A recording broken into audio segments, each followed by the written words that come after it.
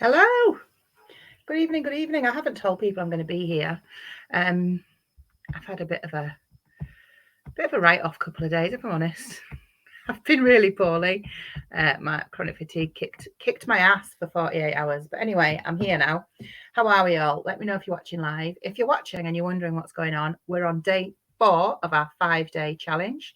You can rewatch all of the challenges. There are prizes, and to take part in the prize draw, you need to do things by a certain time. But you can revisit these challenges anytime you like. And the challenge is designed for to give you a bit of time for reflection around your experiences as a person living in a neurodivergent household, as a parent, as a carer, as an adult. So if you're watching live and you can see and hear me, just let me know. I'm just going to make sure that this is live because the whole thing about not telling people that I'm here is really quite annoying. Because I do feel like I'm just talking to myself. It's all right, Paula's here. It's all right. Then I know it's working. Hey, Paula, hope you're all right. Okay, so let's just do a quick recap of what we've done so far in the 5-day challenge. So day 1 was a bit of a invite some people to come and join us experience. Like always, do or don't, whatever, I don't care. I'm not the boss of you.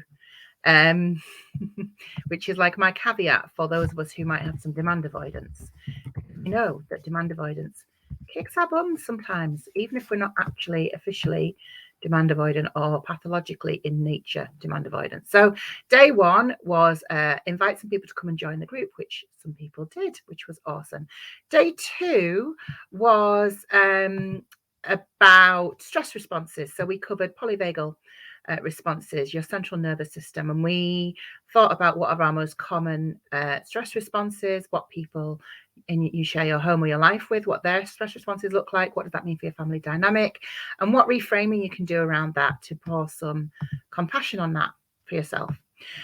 Day 3 yesterday was a exercise in tapping into your inner wisdom or your spidey sense, having a think about times when your red flags have worked or when they haven't worked, but regardless of what your response to that has been, like kind of basically keeping an eye on when and how you can trust yourself. So here we go. Paula's tagging like a demon. You're such a legend. Thank you. So if you're watching live, drop me a live in the comments. If you're watching replay, drop me a replay in the comments. It'd be lovely to know who's here and when you're watching. So tonight we're going to talk a little bit about boundaries in a different way, actually. And this is linked specifically. All of these things are tying into the things that myself and Kate are going to deliver to you as part of the Curiosity Neurocuriosity course. Thanks, Paula. Neurocuriosity course that we're launching properly tomorrow night. We'll tell you all about it tomorrow night. Stay with me. I'm going to tell you about the workshop tomorrow night that I'm running with Kate Jones.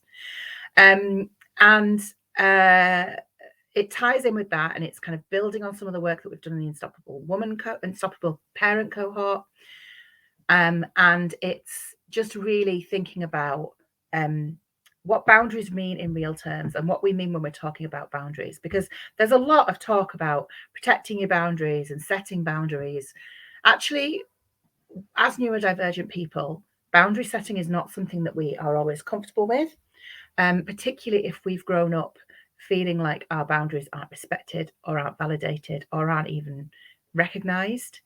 So it's one of those things where when we're thinking about boundaries, we're framing it as, for the purpose of this exercise, we're framing it as helping you to really drill down to what are your non-negotiables and how do you work out what they are? And what does that mean for you when you're, for example, advocating for your kids? Just been joined by an excited dog and a child. We went to Finland back when it got dark and I didn't like it, so I came back. Okay. And I need a toilet. Okay, lovely. Thanks for sharing with everybody on Facebook. Take your dog, please. Oh, that's me in there. Right, go on. Go to the toilet then.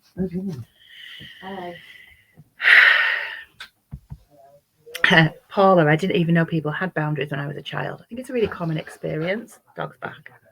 So come on then. Come on then. Hello, beautiful. Come on, up you come. Good boy, you can sit with me.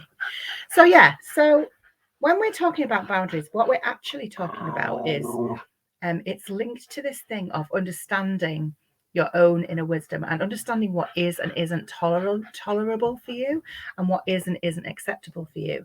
And what is really important to know about boundaries is that without boundaries, you can't, or it's more difficult to practice self-compassion, because boundaries are not just about saying no. They're also about understanding what does and doesn't work for you, and that relates to not only other people but for yourself, understanding your sensory boundaries, understanding your energetic boundaries. So it's a much bigger piece, and we're going to cover that in a lot more detail in Neurocuriosity. But tonight what we're going to think about is this, and it specifically relates to when you're advocating for children or young people in your life. Often we have that experience where our stress response doesn't feel kind of proportionate to the stimulus. So sometimes, like we've talked about the other day, you'll get an email from local authority and it kind of doesn't matter what it says. You're like extremely triggered by it. If there is such a thing as being extremely triggered, there isn't, but I'm just using the language that I think you might understand. There's nothing wrong with having any kind of response to any stimulus. It's all natural. It's all part of your central nervous system letting you know that either your house is on fire or the toast is burning, but also not really knowing the difference.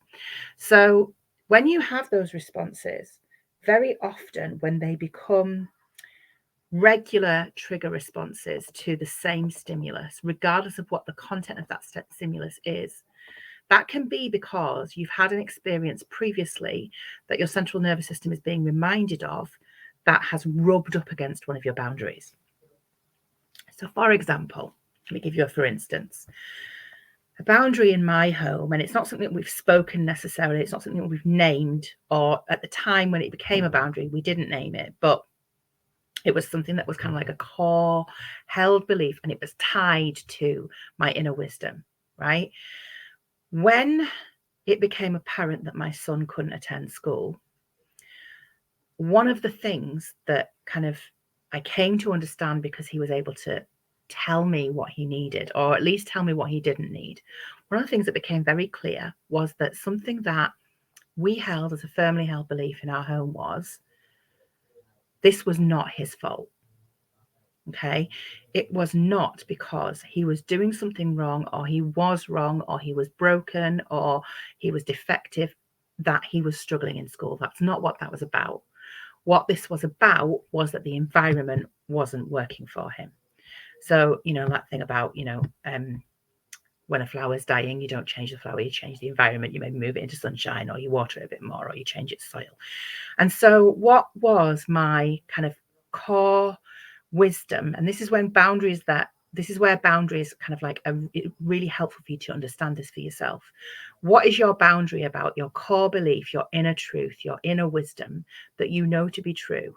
Because when you know that is your boundary. So my boundary was, this is not his fault. And anything that contradicted that, challenged that, questioned that, was triggering for me. Okay. Knowing that was useful information, because that meant that I knew that if I was having an emotional response to something, it was often likely tied back to one of these core boundaries. And that was one of the big ones. There's nothing wrong with him.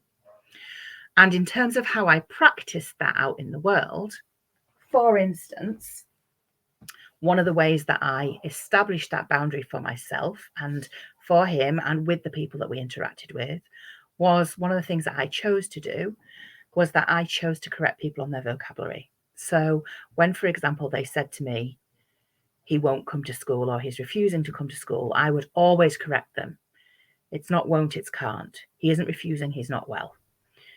And I do that in lots of situations. It's become a bit of a thing that's kind of a second nature to me. I pull people up on that language all the time because it has become part of a non-negotiable boundary for me. Because ultimately, in order to keep him safe, I need to be reminding myself and him and anyone else that's around us that our core belief and then our extended boundary is there's nothing wrong with him. So the challenge for you tonight, you can pick a number of them. You might have more than one.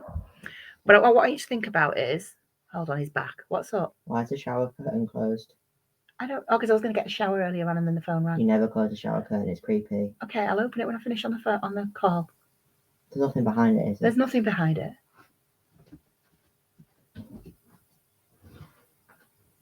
Wah! You fucker.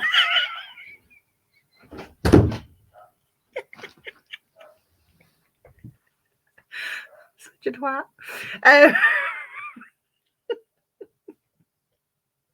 Oh my God, yeah. So my non-negotiable was that there was nothing wrong with him. And that was fed by that inner wisdom, that inner truth. That I established that as a boundary for us. And it's something that I reinforced in our interactions with other people. So what I want you to think about is, what is the thing that you know to be true, that your inner wisdom, that gut feeling, that I just know this in my soul, what is that? And what does that mean for you in terms of establishing a non-negotiable boundary? So let me give you another for instance. And I'm not doing the work for you, but I might be. But that's fine, because the reason I'm doing this and I'm inviting people to share this publicly is because one of the things that is really common for families in our situations is that we think that we're the only people experiencing these things. And by seeing and hearing and other people sharing around us, we understand that actually this is a common experience. And if it's a common experience, then it's not you that's making this happen. It's not your fault. You are not broken. And that's key, right? So that's why I ask people if they want to share publicly or not. I'm not the boss of you. So the piece of reflection tonight is, let me give you another for instance. So another for instance is, and this took a bit longer for me to get there actually. The other for instance is that I knew after a while, not straight away, that being told that he was fine in school, which actually meant he's not causing difficulties, he's not a behavioural issue, he's keeping up to date with his work, was not enough. And the reason it wasn't enough was because I could see that it was hurting his mental health. So the truth that I held, the truth that I knew was my priority is his mental health. And the boundary with that was, I will test everything against that core belief to establish what are my non-negotiables. So the same as the thing with there's nothing wrong with him. My priority is his mental health at all costs, even if that swims against the tide. So when people would say, what about, I've talked about this before, let's just get him in and get him to touch the gate, right? My test was, is that going to serve him? Is that going to validate his experience? Is it going to help him to feel more empowered, more in control, less othered, less broken, less alienated, less blamed? Because if it isn't, then it's not in his interest in terms of preserving his mental health. And so I'll say no. So like Ellie's showing this, and this is so helpful, Ellie, thank you. Ellie, for me, it's around disability. Me being disabled isn't a bad thing. Me being in a wheelchair isn't a poor me thing. It's my freedom. Yeah. So your firmly held belief, the thing that you know to be true, is that being disabled is not a bad thing. You're disabled, you're not defective. And so I imagine that your boundary around that is that you look out for and you spot, and maybe you call out or call in when people are ableist, or when people do things that rub up against that boundary. So the reason we're doing this is that I'm encouraging you to think about tapping into that inner wisdom. What do you know to be true? And there's no right or wrong. It's your truth, right? There's not a universal truth. Okay. So it's your truth. What do you know to be true for you and your family? Okay. What does that mean in terms of what are your hard non-negotiables? What are your soft boundaries? What does that look like? Have you even ever thought about that? So that's your challenge today. I will put up an accountability thread. It's a big thinky piece. If you've made it to the end of the video, you need to let me know that you've made it to the end of the video with today's password or passphrase, which is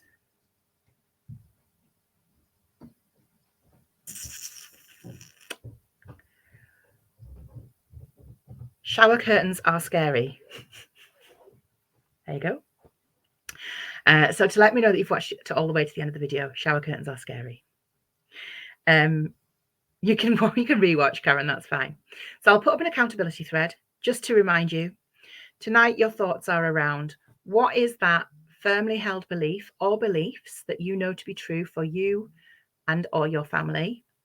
And what does that look like in terms of a hard or a soft or a to be established or a to be thought about boundary? What does that look like for you? If you can go one step forward and think about what are my non-negotiables, even better. That's your challenge for today. You have got until midnight tomorrow. Have you got until midnight tomorrow? You haven't. You've got until 8 p.m. tomorrow, because at 8 p.m. tomorrow night, myself and Kate will be live for our workshop. Our workshop tomorrow night is the 5 things you need to know to survive in a neurodivergent household. So we're going to do a bit of a whistle-stop tour of that for you. And it'll build on some of what we've talked about this week. And then we're going to open the doors for NeuroCurious. Shower curtains aren't scary. It's what's hiding behind them that counts. Yeah, that's it. So shower curtains are scary or shower curtains aren't scary. I'm not the boss of you. You decide. So I'll put up an accountability post. Thanks for joining me live, those that have. Tomorrow will be amazing. It's going to be 8 o'clock tomorrow night. What I would recommend that you do, if you haven't already, is that you go ahead and sign up for the replays, because the replay we will send out to everybody. I'm just trying to find the link. We will send out to everybody challenge with details of how to book onto NeuroCurious as well. So give me a second and let me see if I can find it. In fact, I'll just put it in the comments because I'm not going to be able to find it right now. So I will find it. I'll pop it in the comments. Go to there and pop your email address in so that you get the replays, and then you'll also get the replay of tomorrow night's workshop, and you'll get information all about the NeuroCurious. Okay, I think that makes sense. That's it for tonight. I will see you tomorrow at 8 o'clock live here on the Book of Face and all over the place. I will also put a post up on my page to let people know that that's happening, and I will announce it in advance on StreamYard so you can set a notification to join me and Kate live tomorrow night. Okay, I will see you all later. Enjoy your evening. See you later. Bye.